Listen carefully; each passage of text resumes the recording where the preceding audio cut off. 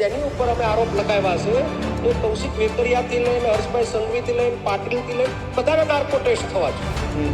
ગુજરાતની જનતાને આ વાત જાણવી એટલા માટે જરૂરી છે કે આ ષડયંત્ર ગુજરાતમાં પ્લાન થયો અને એની અમલવારી અમરેલીમાં આ જંગલ રાજની થઈ છે। યુપી બિહારને પણ શરમ આવે એવું જંગલ રાજ અમરેલીની અંદર જે પોલીસે વર્તન કર્યું છે એ એસપી થી લઈને બધાને ડિસમિસ થવા જોઈએ। મારી સાથે સાવરકુંડલાના પૂર્વ ધારાસભ્ય અને અમરેલી જિલ્લા કોંગ્રેસ પ્રમુખ પ્રતાપ દુધાત જોડાયા છે। પ્રતાપભાઈ, પહેલા તો સ્વાગત છે તમારું ન્યૂઝરૂમમાં। જી નમસ્કાર।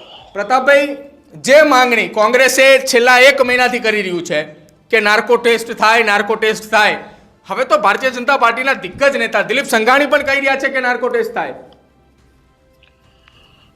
જે પ્રમાણનો કાંડ બન્યો ગુજરાતની અંદર, કયા વ્યક્તિ આ ષડયંત્ર રચ્યું, જે પ્રમાણના 3 આરોપી બહાર આવ્યા બાદ એને જે વાત કરી કે દિલીપભાઈ સંઘાણીનું તમે નામ આપી દો એટલે તમને છોડી દઈ, એનો મતલબ એવો થયો કોના ઈશારે દિલીપભાઈ સંઘાણીનું નામ બોલાવવા માંગતા હતા, એ વાત બહાર આવવી ખૂબ જ ગુજરાત માટે જરૂરી છે। એક નિર્દોષ નાબાલિગ દીકરીને રાતના બારે લઈ જવી, ખોટી કલમો નાખવી, જેલમાં રાખવી, ખોટો લેટર કાંડનો ષડયંત્ર છે એવું બધું પ્રજા વચ્ચે ખોટી વાત લાવવી, એટલે મોટું એક ષડયંત્ર ગુજરાતના અમુક નેતાઓએ રચી અને એ જંગલ રાજની શરૂઆત અમરેલીમાં કરી અને અમરેલીના જંગલ રાજની આજે 1 મહિનો અને 2 દિવસથી ટીવી ઉપર ન્યૂઝ રૂમ હોય કે અન્ય ટીવીઓ હોય સખત એક જ વાત આલે છે કે પાયલ દીકરીને ન્યાય ત્યારે દિલીપભાઈ સંઘાણીએ પોતાના નાર્કો ટેસ્ટની સાથે સાથે આમાં સામેલ બધા નેતાઓના નાર્કો ટેસ્ટ થવા જોઈએ। કોના કહેવાથી એફઆઈઆર થઈ, ગૃહ ખાતું અહીંયા અમરેલી આવીને શું પોલીસને કહી ગયું, પોલીસે ઓન કેમ દીકરીને ઉપાડી, આ પ્રજા સમક્ષ વાત લાવીએ દિલીપભાઈની માંગ છે। નાર્કો ટેસ્ટ ફક્ત દિલીપભાઈનો નહીં પણ ભારતીય જનતા પાર્ટીના બીજા અમુક જે નેતાઓ ઉપર આરોપ લાગ્યા છે, ખુલ્લા આરોપ લાગ્યા છે, આ લોકોનો પણ નાર્કો ટેસ્ટ થવો જોઈએ આવી વાત છે અને આ વાતમાં અમે સહમતીને સમર્થન આપીએ છીએ। પ્રતાપભાઈ, આખી આ ઘટનાની અંદર નારણ કાછડિયા સાથે થોડી વાર પહેલા વાતચીત થઈ। નારણભાઈ એવું કીધું હતું કે લેટરકાંડના પહેલા જ દિવસથી મેં એફએસએલ તપાસની માંગ કરી હતી, નાર્કો ટેસ્ટની પણ રાજ્યના મુખ્યમંત્રી અને પ્રદેશ અધ્યક્ષ CR પાટીલ સુધી વાત પહોંચાડવામાં આવી હતી, પરંતુ હવે જ્યારે આ તમામ નેતાઓના ખુલીને નામ આપવામાં આવ્યા છે કે અમને પોલીસ સ્ટેશનની અંદર મારવામાં આવ્યો અને આ બધા નેતાઓના દબાણ કરવામાં આવ્યા કે આમનું નામ આપો, પરંતુ અમે નામ ન બોલ્યા કેમ કે અમારી પાસે આ કોઈ હકીકત હતી નહીં, તો આ નામ સામે આવ્યા પછી આ બધા ખુલીને સામે આવ્યા। 100% એ લોકોને આવવું એને પોતાની ચોખાઈ બતાવી પ્રજા વચ્ચે ખૂબ જ જરૂરી એટલા માટે છે કે દીકરીની કાંડ બન્યો છે ત્યારે દિલીપભાઈ જેવા દિગ્ગજ નેતાઓનું નામ આમાં સામેલ કરવા માટેના પોલીસે કોના કહેવાથી આ કામ કર્યું હતું, પોલીસે કોના કહેવાથી દિલીપભાઈનું નામ લખાવવા માંગતા હતા, એ પણ પ્રજા સમક્ષ આવવું જરૂરિયાત છે। ત્યારે દિલીપભાઈ પોતાનો નાર્કો ટેસ્ટ તો થવો જોઈએ, સાથે સાથે જેની ઉપર અમે આરોપ લગાવ્યા છે એ કૌશિક વેકરિયાથી લઈને હર્ષભાઈ સંઘવીથી લઈને પાટીલથી લઈને બધાને નાર્કો ટેસ્ટ થવા જોઈએ।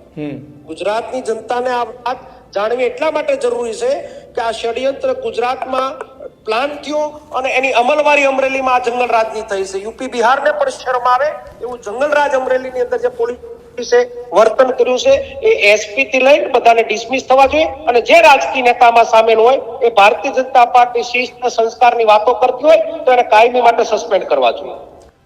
પ્રતાપભાઈ, નિલીત રાયની તપાસનો રિપોર્ટ હજી સામે નથી આવ્યો, એ તપાસની વચ્ચે દિલીપ સંઘાણીએ નિવૃત્ત જજના આધારે એક તપાસની વાત કરી છે, તો આખી આ લેટર કાંડ અને સરઘસ કાંડની તપાસ કેટલી જગ્યાએ તપાસ ચાલે? તપાસની અંદર કોઈ મોટી દુનિયા લૂંટવાની વાતો નથી। તપાસ તો બહુ સામાન્ય તપાસ છે, સીસીટીવી ફૂટેજ કેમેરા એને લીધા।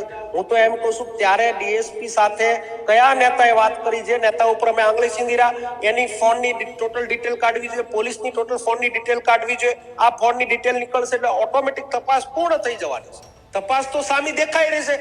અમરેલી જિલ્લાના સામાન્ય છેલ્લા ગામની અંદર રહેતા ઘોડિયામાં ઈસકતું છોકરું એને ખબર છે કે કોણે કરાયું, કેમ કરાયું, શું કામ કરાયું, પત્રની અંદર જે લખાણ થયું છે એ લખાણ ઓરિજિનલ હતું, પત્ર પણ સાચો હતો, ફરિયાદ ખોટી થઈ।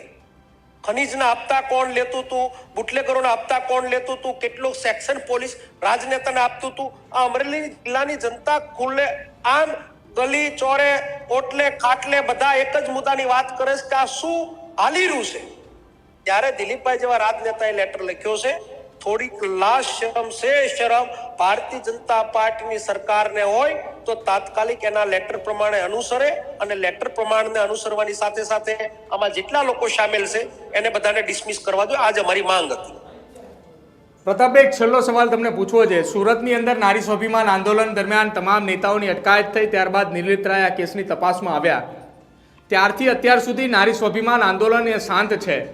હવે આગામી સમયમાં નારી સ્વાભિમાન આંદોલન ફરી ચાલુ કરવામાં આવશે કે પછી અહીંયા જ અટકવામાં આવશે? અમે 4 દિવસ પહેલા જે પ્રેસની અંદર વાત કરી હતી કે અમે તપાસનો ટાઈમ આપ્યો છે. જો આમાં અમને ન્યાય નહીં દેખાય તો 100% નારી સ્વાભિમાન મંચ ફરી વખત મુવમેન્ટ કરશે ને આખા ગુજરાતના તાલુકે તાલુકે અવાજ જાય એના અમારા પ્રયત્નો રહેશે. અમે તપાસનો નિર્લિપ રાય જેવા ઉચ્ચ અધિકારીને આ લોકોએ કામગીરી સોંપી હતી. અમે હોલ્ડ ઉપર હતા કે અમારી ફરજમાં આવે. હજુ તો અમારી પાસે હાઈકોર્ટ પણ અમે નથી કરી, સુપ્રીમ કોર્ટ પણ નથી કરી. આ બધી તો ભરેલી બંદૂકો અમારી બાકી છે. આભાર. એમ લાગશે યોગ્ય નથી થયો તો અમે 100% જો હાઈકોર્ટ સુપ્રીમ કોર્ટ રહી જશું અને નારી સ્વાભિમાન મંચ ફરી વખત મુવમેન્ટ ચાલુ કરશે. બિલકુલ આભાર પ્રતાપભાઈ, અમારી સાથે જોડાવા બદલ.